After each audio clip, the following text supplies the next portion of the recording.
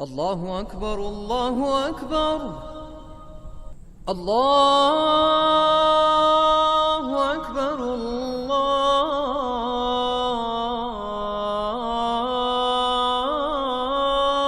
أكبر.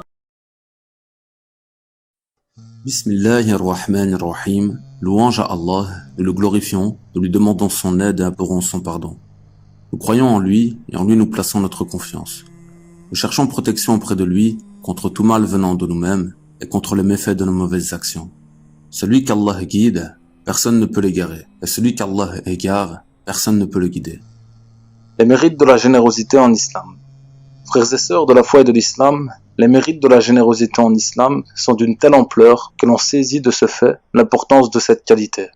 La générosité est une des qualités que le musulman doit acquérir si ce dernier ne la possède pas. En effet, elle représente une des nombreuses vertus de l'islam.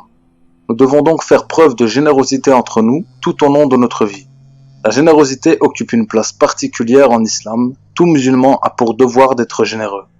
Nous devons répondre aux besoins de nos frères les plus démunis, et ce, en espérant l'agrément d'Allah le Très-Haut.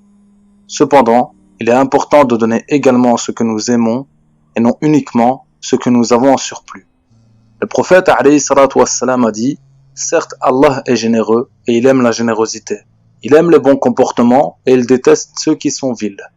Et il a dit alayhi salatu wassalam: la main qui est au-dessus est meilleure que la main qui est en dessous.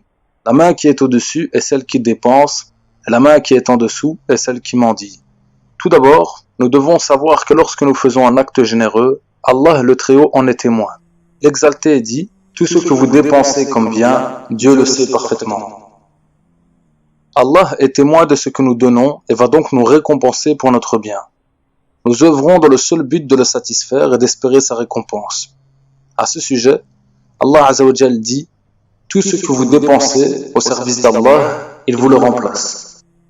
Le Très-Haut dit également: et pour tout ce que vous dépensez de vos biens, vous serez pleinement récompensés et nullement lésés. Donnons donc sans compter, car Allah nous remplacera ce que l'on a donné. Et quel meilleur don que celui de notre Seigneur. La récompense de notre Créateur représente le mérite le plus important, car il est le très généreux et très miséricordieux. La générosité est un moyen pour nous d'accéder au paradis. De plus, celui sur lequel nous devons prendre exemple était d'une générosité sans limite, alayhi salatu wassalam. Qu'en est-il de nous?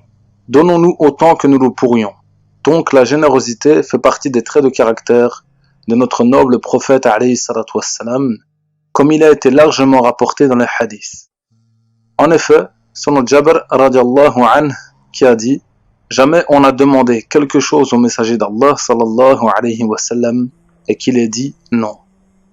D'après Anas radiallahu anhu, il n'est pas une seule fois où l'on ait demandé quelque chose au messager d'Allah sallallahu alayhi wa sallam comme prix d'une entrée en islam et qu'il ne l'ait pas donné. Une fois, quelqu'un vint à lui et il lui donna un troupeau remplissant l'espace qui séparait deux montagnes.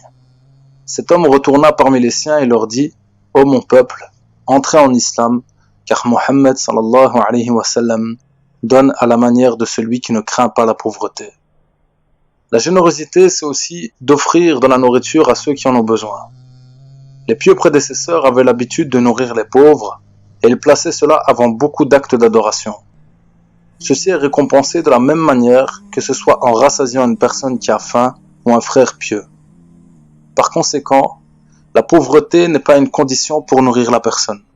Allah le Tout-Puissant dit dans le Coran à leur propos: et ils offrent la nourriture malgré son amour aux pauvres, à l'orphelin et aux prisonniers, disant: c'est pour le visage d'Allah que nous vous nourrissons. Nous ne voulons de vous ni récompense ni gratitude. L'islam n'est pas une religion qui exhorte à l'individualisme. Elle incite les croyants à l'entraide et à la coopération, à la conjugaison de leurs efforts respectifs afin d'entreprendre ensemble les bonnes œuvres. Les dépenses utilisées doivent atteindre un but communautaire, pour créer une société conforme à la loi divine, pour fonder la Ummah. Allah Azza wa Jal dit: et toute dépense que vous faites dans le bien, il la remplace, et c'est lui le meilleur des donateurs. La générosité, c'est aussi le bon comportement avec les autres, la bonne parole, un vrai sourire au visage, et de dire à ton frère en religion que tu l'aimes en Allah.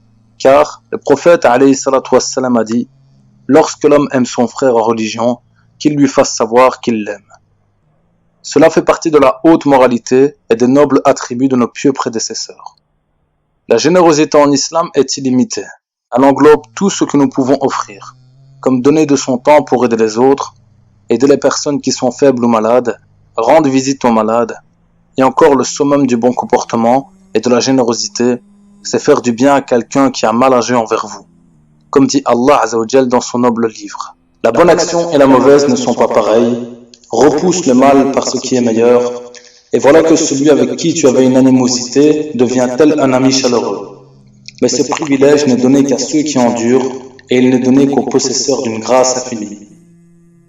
Voilà, frères et sœurs de la foi et de l'islam, prière et salut sur notre prophète alayhi salatu wassalam, sur sa famille, ses compagnons, et tous ceux qui les suivront jusqu'au jour du jugement dernier. Amin. Walhamdulillahi rabbil alamin.